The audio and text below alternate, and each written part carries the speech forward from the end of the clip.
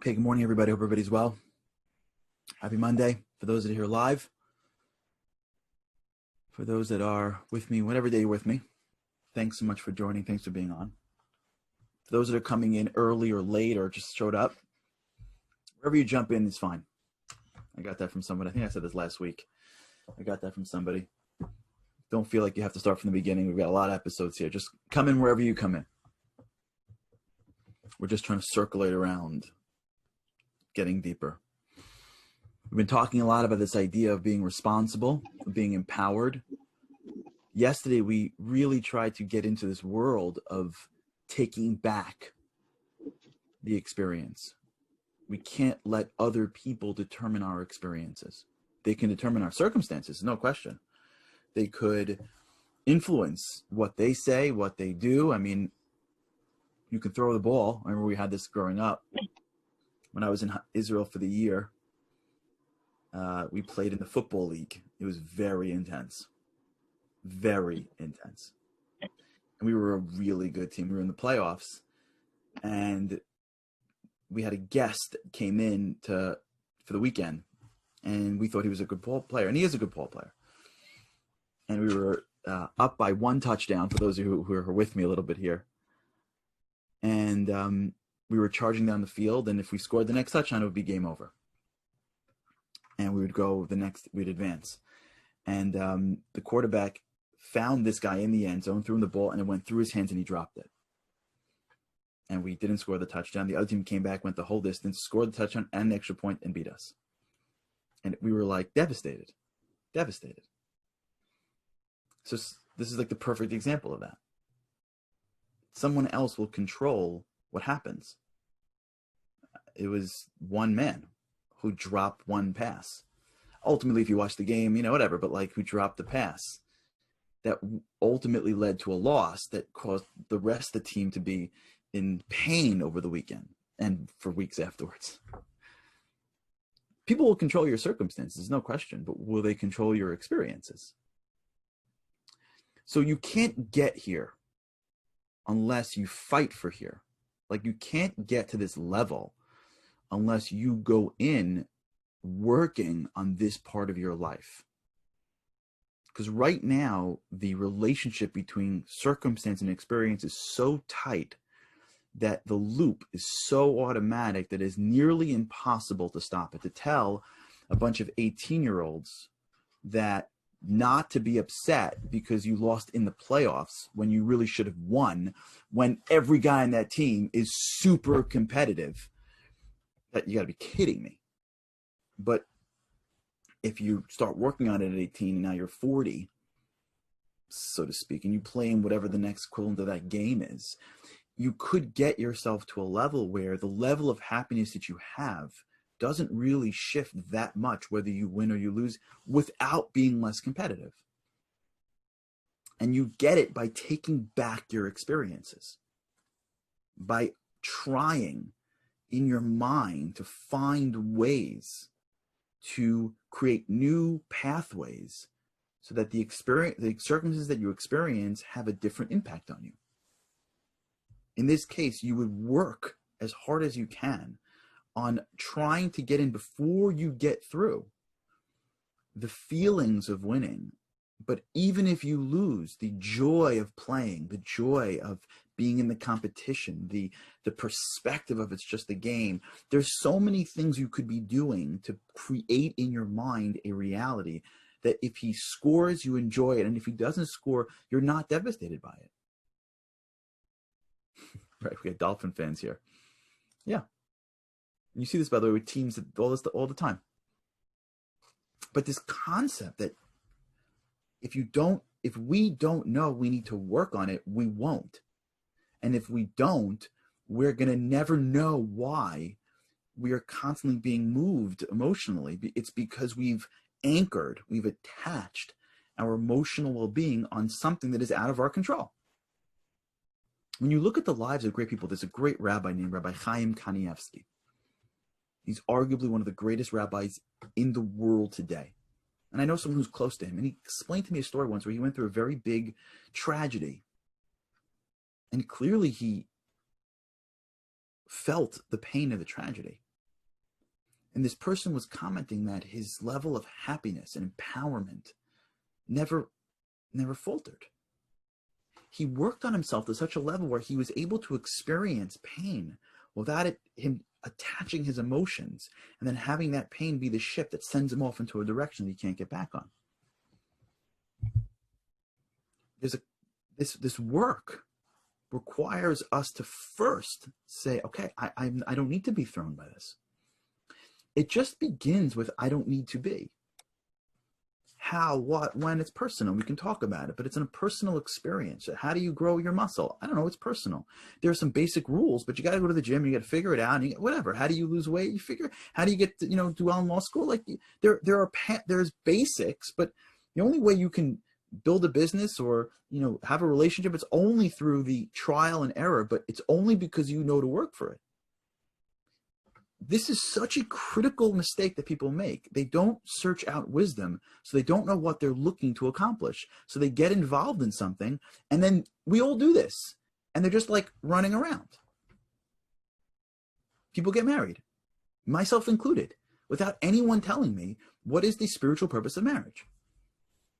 The spiritual purpose of marriage is to reunite two souls that were once separated and now are coming back together. How would you know that if you didn't search the wisdom for it? The Western world, you think America's going to teach that to you? You think America is going to teach you that the goal of marriage is to reunify two parts of the same soul? Really?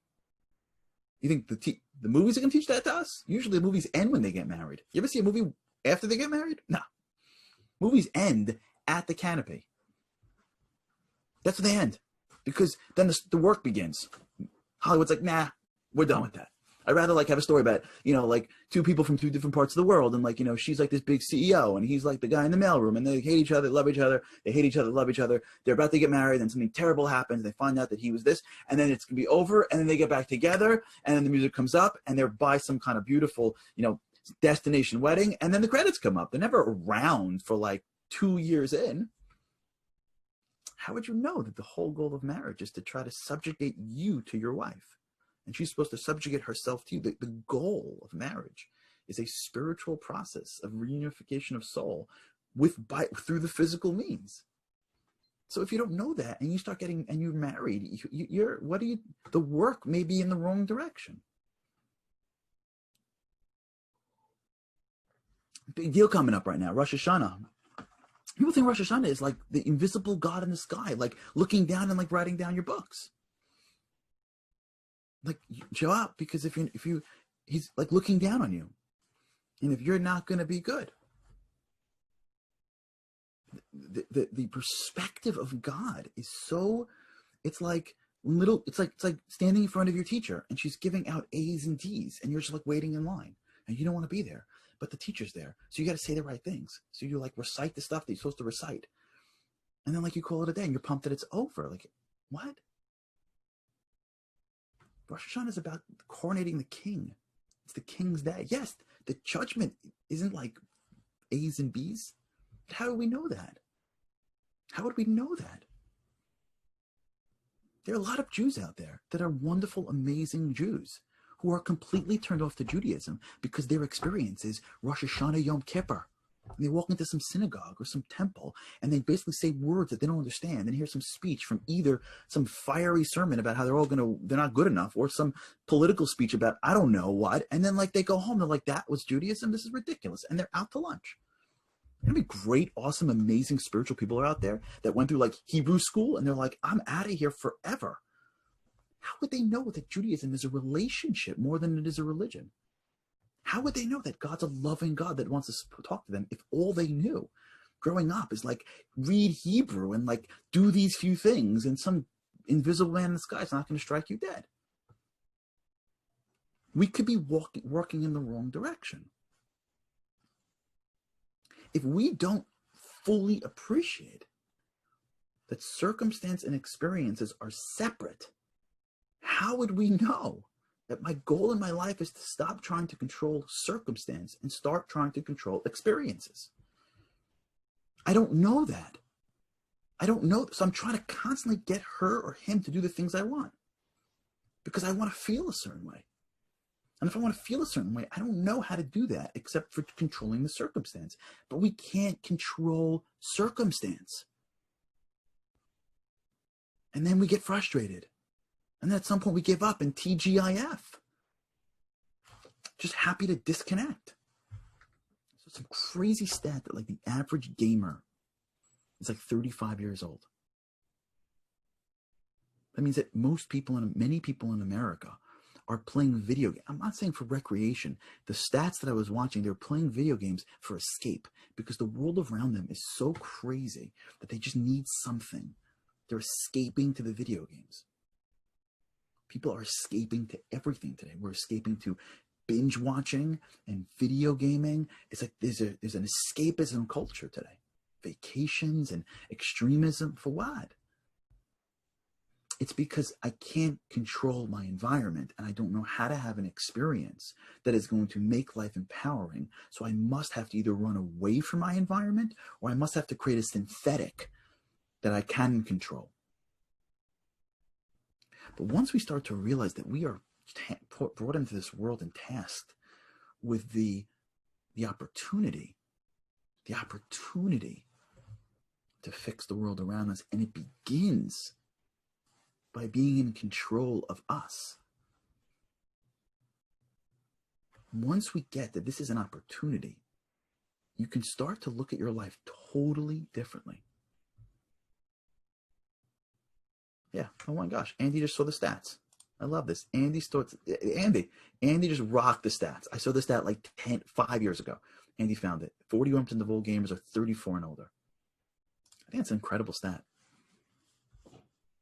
2019. Look at that. I guess things don't change.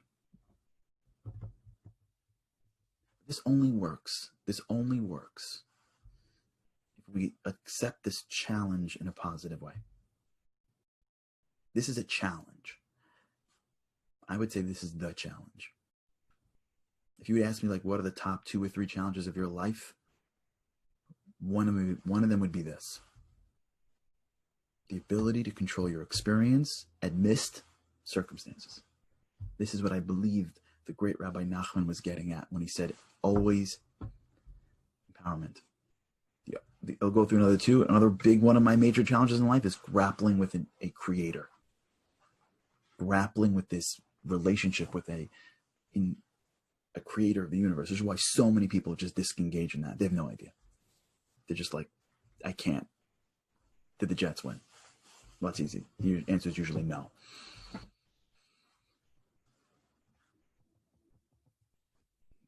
If we're going to fight this fight, we got to do it together. And you can't fight the fight unless you're empowered. You can't be empowered unless you have perspective. This period of time is a time of perspective. I remember when I was a 4th-year associate at the law firms. As many of you may or may not know, the beginning of my career was in big law. I started my life at 2 big law firms.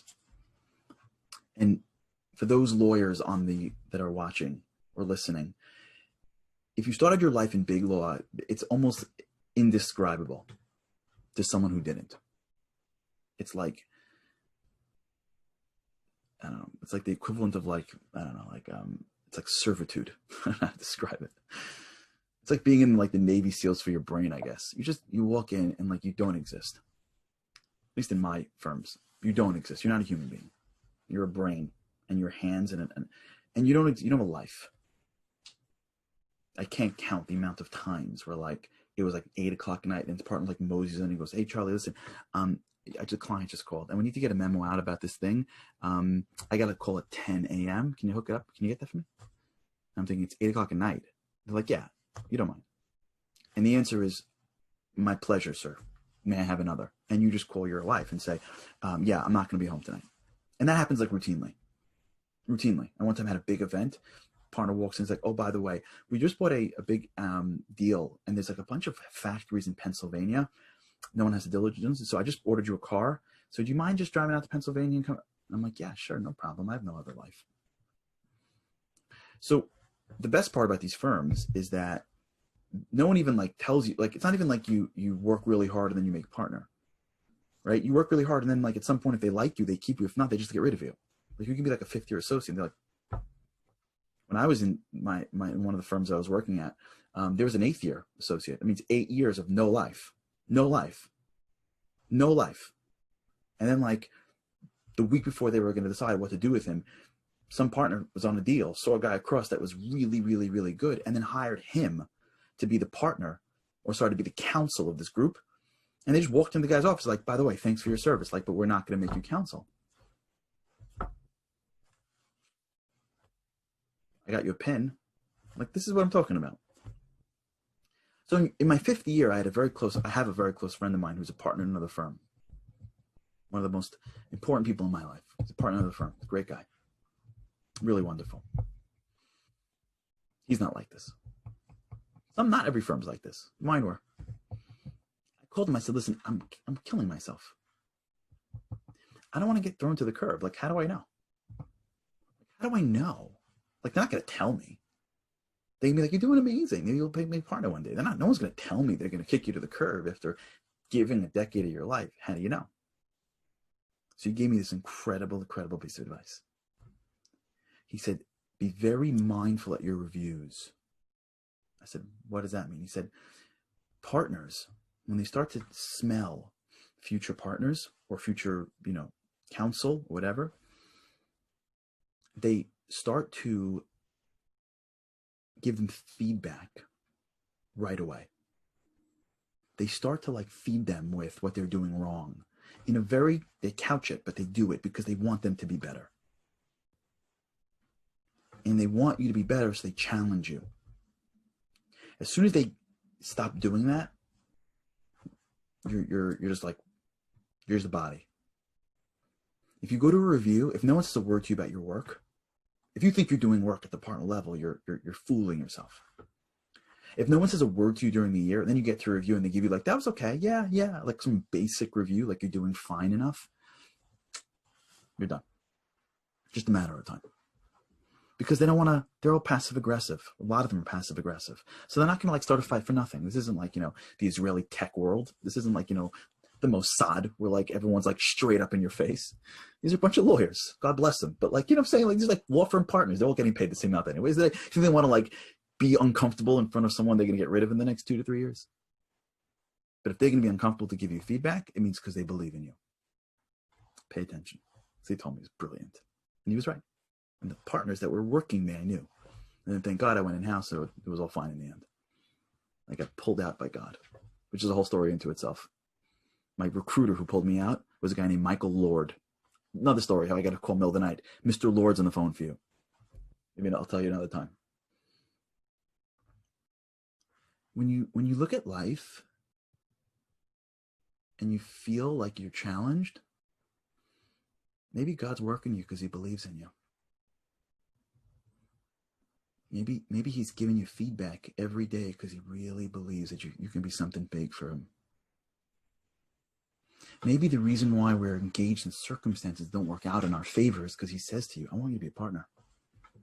I want you to be my partner in this thing called the world. This is so much more important than a law firm. I'm giving you this feedback. I'm pushing you. I'm stoking at you. I'm like, because I know you can get here. I know you can do this. And when you look at your challenges like this, and you know what you're fighting for, you're fighting to gain control of your experiences. You're fighting to keep a certain amount of peace of mind and focus and emotional control, empowerment, regardless of what's around you. If you know what you're fighting for, you come to the fight every day and you're not like, oh, I knew it.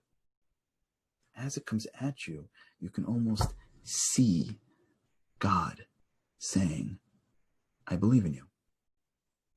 I believe in you. I'm going to give you a little bit of a harder assignment today because I can push you.